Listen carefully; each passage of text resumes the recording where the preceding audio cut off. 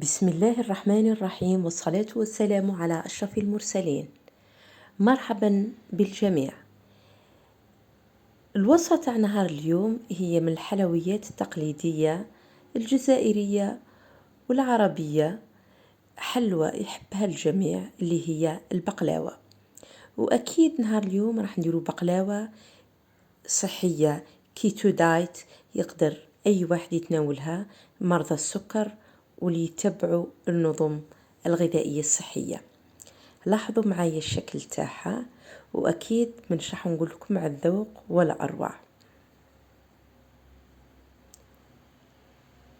إن شاء الله الوصفة تاع نهار اليوم تنال إعجابكم. شوفوا معايا الشكل تاعها، ما يختلفش على البقلاوة العادية، طراوة وجات ثاني مورقة وفيها قرمشة.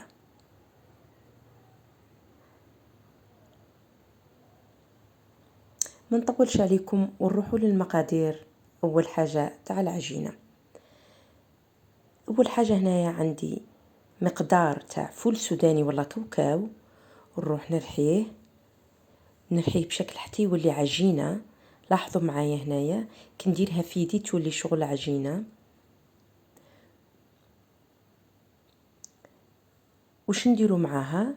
نديرو معاها نفس المكيال اللي كينا بيه، نديروه بياض بيض مع نفس المكيال ماء، بصح يعود ناقص شويه، مع شويه تاع ملح. نخلط هاد المكونات كامل مع بعضها، الفول السوداني مع الماء مع اكيد بياض البيض، ما ننساش القرصه تاع الملح. هنا في ذي المرحله اللي يحب يزيد القليل من الفانيليا السائله يقدر. انا هنا ما درتش. صفيت الخليط، ما صورتش هذا الخطوه، صفيته باش تكونش ما شوائب، ودرت ماء يطبخ ودرت فوقه الطاوه تاعي. اكيد مش راح نديرو طول فوق النار باه يطيب لنا بشكل افضل. لاحظوا معايا هنايا الصور كيفاه راح نمسح المقلاة بهذا الشكل. انا راني مسرعه الفيديو شويه. حاولوا كل الاماكن اللي يكون ما نخدموهاش مليح لازم ندوبلو لها بهذه الطريقه. نتعاملوا اكيد معها برقه لانها في ساعه تتقطع.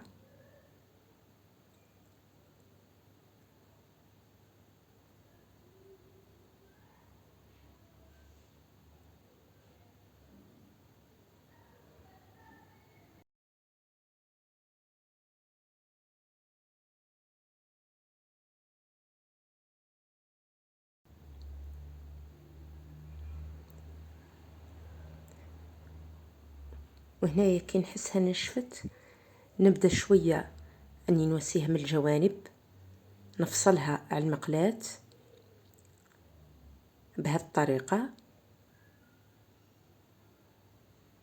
لاحظوا الشكل تاعها جات رائعه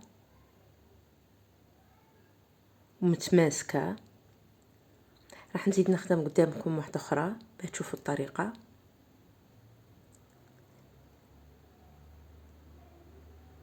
كما قلت لازم تصفوها باه ما تكون فيها ممكن كش ما ترحاتش مليح. الفول السوداني نعقبوها في غربال حتى تكون صافيه بهذا الشكل. واذا تقطعت لكم زيدوا لها بياض بيض فقط. اذا جربتوها وتقطعت بياض البيض هو الحل. هنا ندير واحده على واحده وندهنهم بالزبده المذابه بهذا الشكل.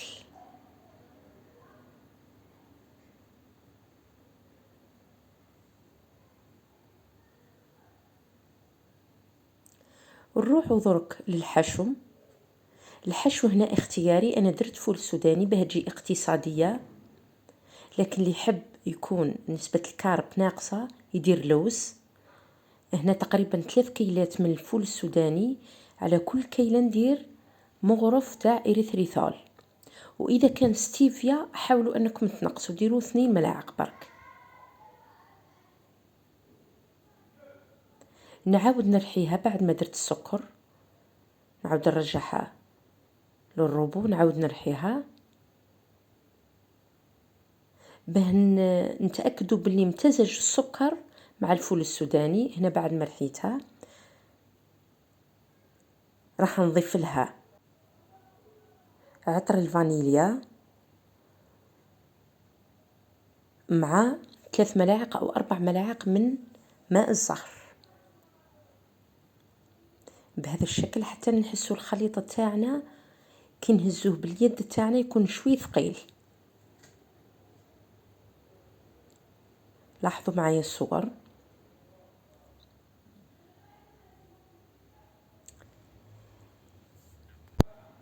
هذا البلا اللي راح نطيب فيه الطول تاعو 25 سنتيمتر على العرض تاعو 15. هنا ما نحتاجوش أن ندهنو لأننا دهنا الأوراق. لاحظوا معايا كيفاه نحط. هنا التصقوا لي أنا شوية على بعضهم. نعطيكم نصيحة أن نديروا بيناتكم بين كل ورقة وورقة ورق الزبدة، وندير بين كل ورقة وورقة طحين اللوز أو طحين جوز الهند. أنا درت طحين جوز الهند باه تتورق لي. ونكملوا الخطوات.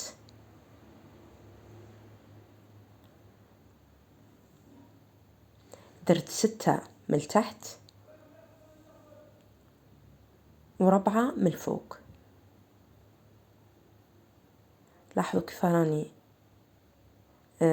نحاول اني ما نخليش فراغات بهذا الشكل. واكيد هنايا الحشو نحاول نسويه مليح بالملعقة.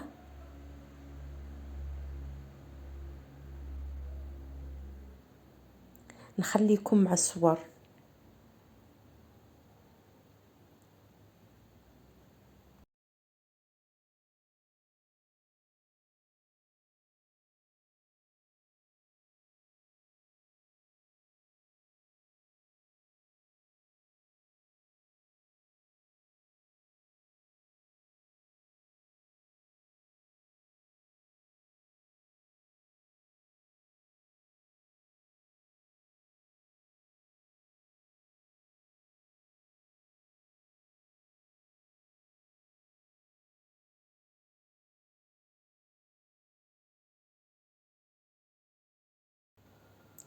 واكيد الطبقة الاخيرة راح تكون هي الطبقة اللي نحاولوا اننا نسقموها مليح، نسووها بيدينا على الجوانب، وكل الزوائد راح نحوهم.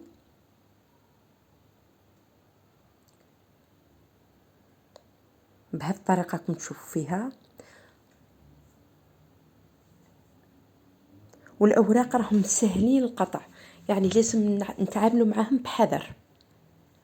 الان القطر او العسيلة كما نقولوا.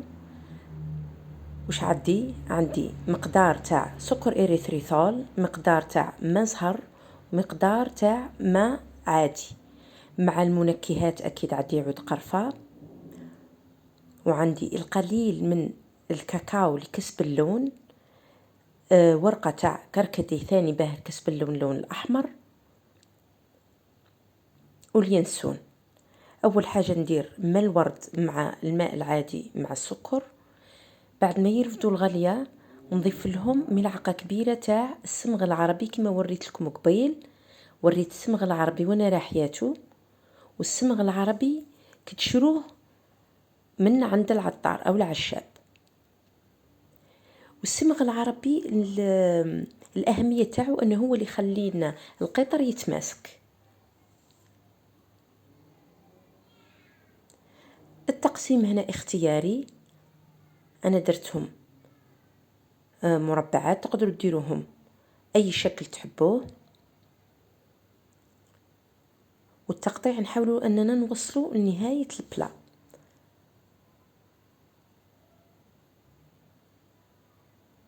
جاتني 15 حبة. هذا البلا جاب لي 15 حبة.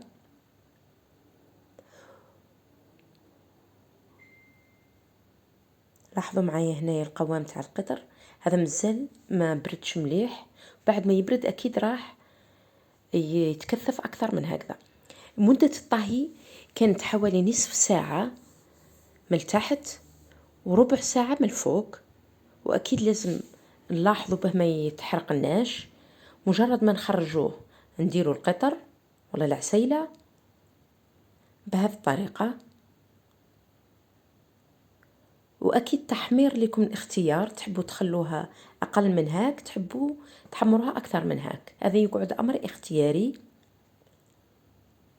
وهذه اللي تبقات نروح نزيد نعقدها باه نلصق بها المكسرات من الفوق.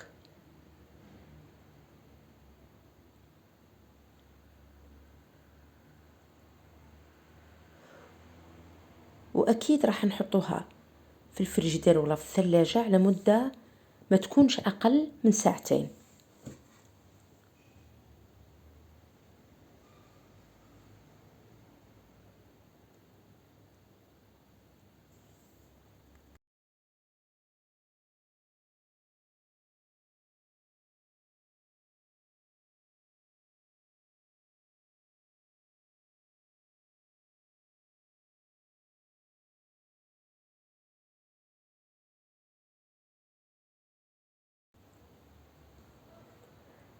هنا ضفت القطر ولا العسيلة اللي كنت كثفتها باه لصق بها التزيين. انا هنايا درت حبات من الجوز وحبات من اللوز، واكيد دائما التزيين راح يكون اختياري،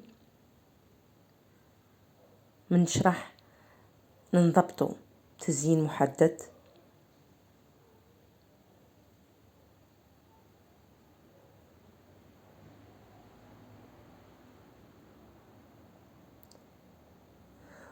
وفي الأخير نتمنى إن شاء الله هذا الشكل النهائي، نتمنى إن شاء الله يكون عجبكم. ودائما نفس الكلام، ولكم جربوه مش راح تندموا، لأنه رائع رائع رائع فعلا ويشهي، وما كانش فرق كبير بينه وبين البقلاوة العادية. نقدروا تناولوها بكل أريحية. أكيد ما نشرح نكثروا لأنها نسبة عالية من الكربوهيدرات، لأنها بالفول السوداني. كما قلت دائما تحبوا تغيروا، ديروا في بلاصة الفول السوداني ديروا لوز. وفي الأخير نقول لكم السلام عليكم ورحمة الله تعالى وبركاته.